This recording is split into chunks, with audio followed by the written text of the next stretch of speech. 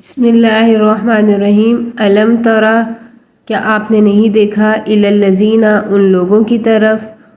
کیا آپ نے نہیں دیکھا ان لوگوں کو، خرجوا، جو نکلے، من دیارہم، اپنے گھروں سے، دیارہم دار، دار واحد ہے، دیار جمع اپنے گھروں سے، وہم الوف، اور وہ ہزاروں تھے، الف ہزار، الوف ہزاروں،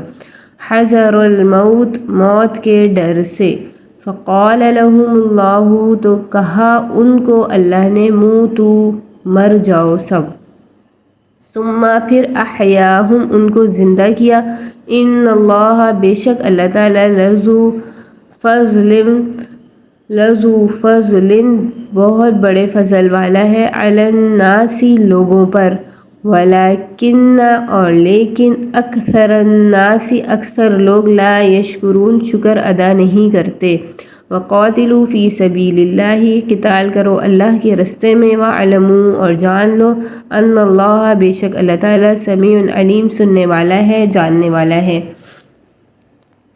اس آیت میں فرمایا کہ آپ نے نہیں دیکھا ان لوگوں کو جو اپنے گھروں سے نکلے اور وہ ہزاروں کی تعداد میں تھے اور وہ موت کے ڈر سے نکلے، پھر اللہ نے ان سب کو موت دے دی، اللہ نے فرمایا مر جاؤ، پھر وہ مر گئے اور اللہ نے ان کو زندہ کیا، بے شک اللہ تعالیٰ بڑے فضل والا ہے لوگوں پر، لیکن اکثر لوگ شکر ادا نہیں کرتے۔ اس آیت میں بلیغ انداز میں اللہ کی راہ میں مال اور جان پیش کرنے کی ہدایت ہے، اور اس میں ایک اہم واقعے کا ذکر ہے کہ موت سے بھاگ کر کوئی بھی اپنی زندگی کو نہیں بچا سکتا، کہ زندگی اس کی بچ جائے گی اور موت سے بچنے کا اس کو ذریعہ مل جائے گا۔ تفصیلی واقعہ یہاں پر بیان کرتی ہوں کہ بنی اسرائیل کی کوئی جماعت ایک شہر میں رہتی تھی، وہاں کوئی سخت وبا، طاعون وغیرہ پھیلا، یہ لوگ تقریباً 10,000 کی تعداد میں تھے، گھبرائے موت کے خوف سے اس شہر کو چھوڑ کر سب کے سب 2 پہاڑ کے درمیان ایک وسیع میدان میں جا کر مقیم ہو گئے۔ اللہ نے ان پر اور دنیا کی دوسری قوموں پر یہ واضح کرنے کے لیے کہ موت سے کوئی شخص بھاگ کر جان نہیں چھڑا سکتا، 2 فرشتے بھیج دیے جو میدان کے دونوں سروں پر آ کھڑے ہوئے اور کوئی ایسی زوردار آواز دی جس سے سب کے سب بیک وقت مر گئے، ایک بھی زندہ نہ رہا۔ آس پاس کے لوگوں کو جب اس واقعے کی اطلاع ہوئی، یہاں پہنچے۔ اب 10,000 لوگوں کے کفن دفن کا انتظام یہ بھی آسان نہ تھا، اس لیے ان کے گرد ایک احاطہ کھینچ دیا۔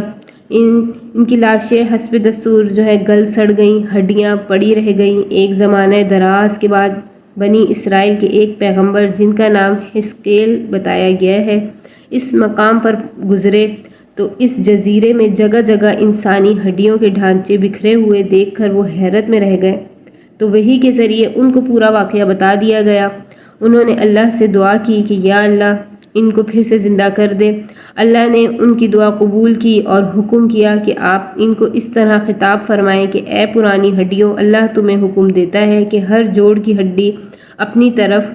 جگہ جمع ہو جائے، اپنی طرف کی جگہ میں جمع ہو جائے۔ انہوں نے حکم وہ سنا اللہ کے حکم سے اور حکم کی تعمیل کی ان ہڈیوں نے، جن کو دنیا بے عقل سمجھتی ہے، مگر دنیا کے ہر ذرے کی طرح وہ بھی تابع ہے اللہ کے حکم کی، اپنے وجود کے مطابق وہ بھی عقل رکھتی ہیں۔ تو اللہ تعالیٰ ہر چیز پر قادر ہے، اللہ تعالیٰ ہر چیز کو کرنے والا ہے۔ پھر بہرحال ایک آواز پر ہر شخص کی ہڈیاں اپنی جگہ پر لگ گئیں۔ پھر حکم ہوا کہ ہڈیوں سے کہا کہ اللہ تعالیٰ تمہیں حکم دیتا ہے کہ اپنا گوشت پہن لو اور پٹھے درست کر لو، تو یہ مکمل لاش بن گئی۔ پھر ان کو حکم کیا کہ ان کو اس طرح خطاب کیا جائے کہ اللہ تم کو حکم دیتا ہے اپنے بدنوں میں، اے ارواح لوٹ آؤ، روحیں لوٹ آؤ۔ اس طرح سے وہ تمام لوگ زندہ ہو گئے اللہ کے حکم سے، اور سب کی زبانوں پر تھا سبحانک اللہم لا الہ الا انت، سبحانک لا الہ الا انت، یہ اللہ کی ذات پاک ذات ہے اور اس کے سوا کوئی معبود نہیں، وہی ہے۔ تو یہ واقعہ دنیا کے لوگوں کے لیے، عقلاء کے لیے فکر کی دعوت ہے، اور منکرین قیامت جو قیامت کو نہیں مانتے، قیامت میں مرنے کے بعد زندہ ہونے کو نہیں مانتے، ان کے لیے بھی حجت ہے کہ موت کے خوف سے بھاگنا نہیں چاہیے، یہ بتایا گیا۔ اور اللہ اور اس کی تقدیر پر ایمان رکھنے والے کے لیے یہ ممکن نہیں کہ جس کا یہ ایمان ہے کہ موت کا وقت مقرر ہے، نہ اس سے 1 سیکنڈ آگے نہ پیچھے ہو سکتا ہے، تو اس کے لیے ایسے حرکتیں کرنا فضول ہے۔ تو اللہ تعالیٰ نے اپنی حکمت سے ان کو اپنے حکم سے زندہ کر دیا۔ اب یہاں شروع میں ایک لفظ آیا ہے الم ترا، کیا آپ نے نہیں دیکھا؟ تو یہ آپ صلی اللہ علیہ وسلم کو خطاب ہے۔ آپ صلی اللہ علیہ وآلہ وسلم کے زمانے سے بہت سال پہلے کا واقعہ ہے، تو ایسا آپ صلی اللہ علیہ وسلم سے سوال کرنے کی حکمت مفسرین نے کہا ہے کہ ایسے تمام مواقع جہاں پر آپ صلی اللہ علیہ وآلہ وسلم کو مخاطب کر کے کہا گیا الم ترا، جیسے الم ترا کیفا، جیسے الم ترا الی الذین، کہ آپ نے نہیں دیکھا، تو الم ترا سے خطاب کیا گیا، حالانکہ آپ صلی اللہ علیہ وسلم کے زمانے سے بہت پہلے کا واقعہ ہے، تو اس میں رویت قلبی مراد ہے، یعنی جس کا مطلب علم اور ادراک ہے، اور ایسے مواقع جہاں پر الم ترا ہے یہ الم تعلم کے معنی میں ہے، یعنی کہ آپ نہیں جانتے، یعنی آپ صلی اللہ علیہ وسلم کو بتایا جا رہا ہے۔ الم ترا سے تعبیر کرنے کی حکمت یہ ہے کہ اس واقعے کے مشہور ہونے کی طرف اشارہ ہے، کہ ایسا اس کو یقینی بنایا ہے کہ گویا کہ وہ آج دیکھ رہے ہیں۔ الوف، آگے لفظ آیا الوف، اس کی بھی تعداد کی مختلف روایت ہے، لیکن الف ہزار کو کہتے ہیں، الوف ہزاروں، اور یہاں پر الوف 10,000 اس کا ترجمہ کیا گیا ہے۔ اور آگے اللہ نے فرما دیا اللہ کے راستے میں لڑو اور جان لو بے شک کہ اللہ تعالیٰ سننے والا ہے، جاننے والا ہے۔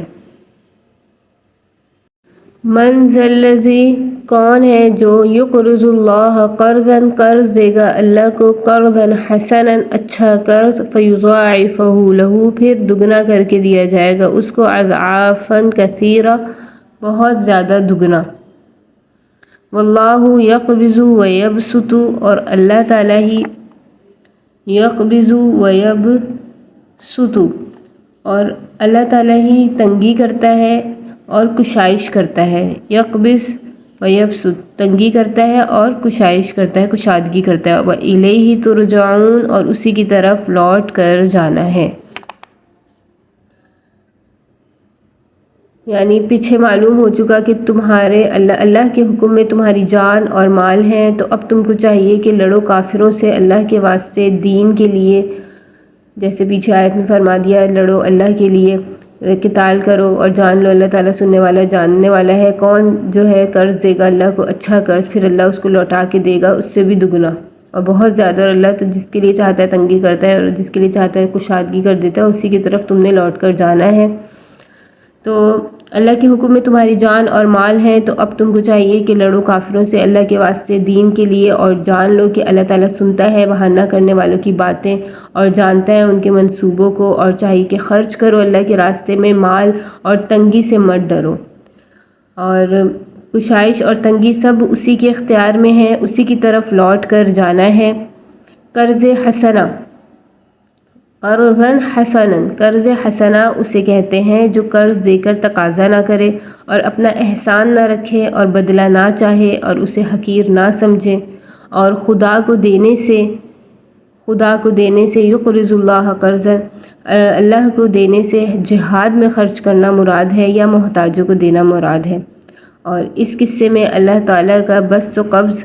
جو یہ مراد ہوا ہے ابھی جو یہاں مذکور ہے، اس سے ثابت ہے، یعنی فقیر کو بادشاہ بنانا اور بادشاہ سے بادشاہت چھین لینا، اور ضعیف کو قوی اور قوی کو ضعیف کر دینا، تو یہ تمام چیزیں اللہ تعالیٰ کا حق ہے، اللہ تعالیٰ کے حکم سے ہی ہوتا ہے، اور اللہ کی طرف ہی تم سب کو لوٹ کر جانا ہے۔